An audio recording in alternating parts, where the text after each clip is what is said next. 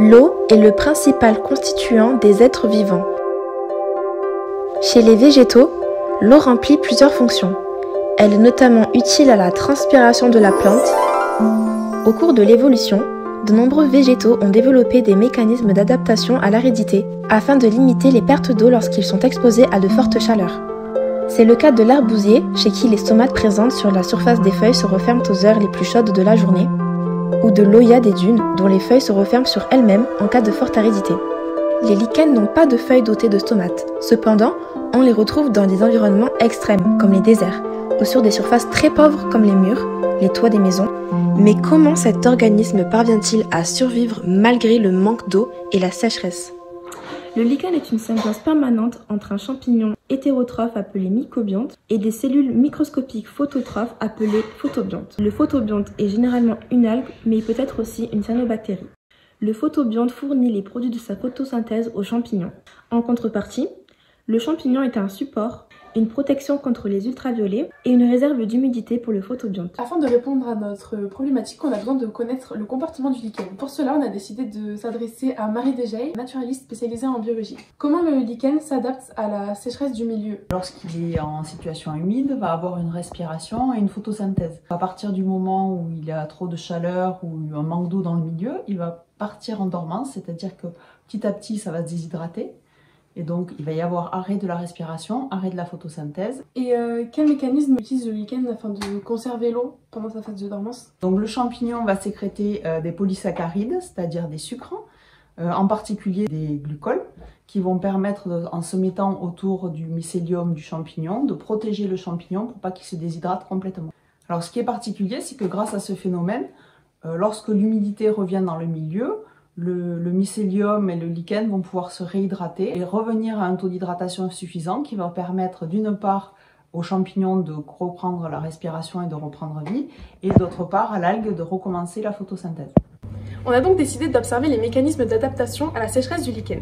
Tout d'abord, nous avons mis au point un protocole qui permettait d'observer la vie ralentie et la reviviscence. Pour commencer, on a mouillé et pesé un échantillon de lichen. Ensuite, on a testé une première fois la respiration de cet échantillon. On a mesuré la concentration de dioxygène présent dans son environnement grâce à un oxymètre. Puisque la respiration consomme de l'oxygène, si le lichen respire, on observera une diminution du taux de dioxygène. On a relevé la concentration à différents moments. Voici les résultats. La concentration en oxygène diminue. On a donc déduit que cet échantillon respirait. Ensuite, on l'a mis à sécher dans les tubes à 100 degrés. On a relevé sa masse régulièrement jusqu'à ce qu'elle stagne, ce qui signifie qu'il était sec à 100%.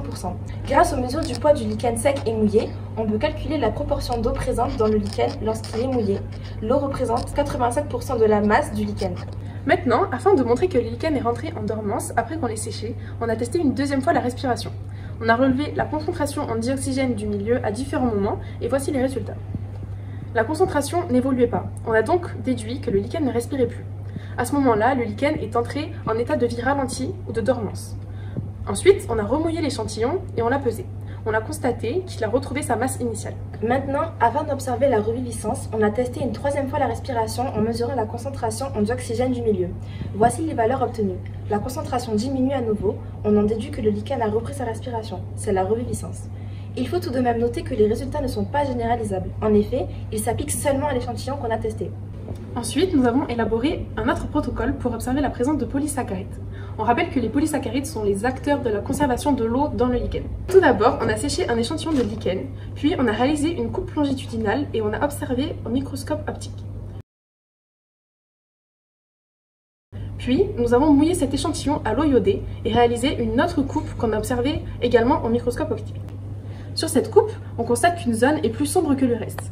La coloration plus foncée de cette zone prouve que c'est bien le lieu où sont sécrétés les polysaccharides. Cependant, l'apparence plus sombre de cette zone peut aussi être due à la présence d'un autre réactif à l'eau iodée.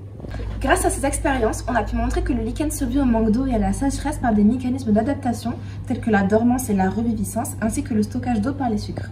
En plus d'être une espèce particulièrement robuste, elle possède plusieurs propriétés qu'on exploite dans plusieurs domaines comme la lichenométrie.